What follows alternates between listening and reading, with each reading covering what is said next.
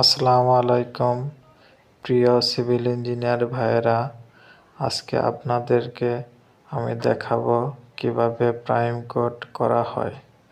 ভিডিওতে যে মেশিনটি দেখতেছেন এটাকে বলা হয় ডিস্ট্রিবিউটর।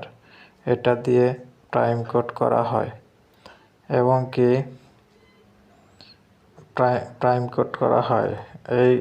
এই গাড়িটির পিছনে একজন ওয়ার্কার থাকে। সে স্পেড যে নজলটা আছে সেটা চালু করে দেয়। পরবর্তীতে সেটা স্প্রে আকারে চলে আসে এবং কি এই যে ওয়ার্কারের হাতে যে ক্যানটা দেখতে পাচ্ছেন এটা ওয়ার্কারের হাতে যে ক্যানটা দেখতে পাচ্ছেন এটাকে ক্যান বলা হয়। যেখানে প্রপারলি স্প্রে না হয় সেখানে ম্যানুয়ালি স্প্রে করতে হয়।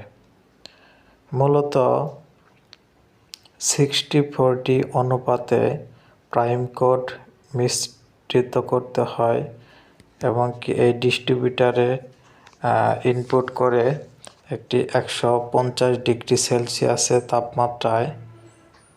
তাপমাত্রায় এটাকে স্প্রে করতে হয়। 60-40, 60 বিটুমিন 40 কেরোসিন দিয়ে এটাকে স্প্রে করতে হয় এবং কি 3 দিন পর্যন্ত রাখার পর এটা প্রপারলি শুকিয়ে গেলে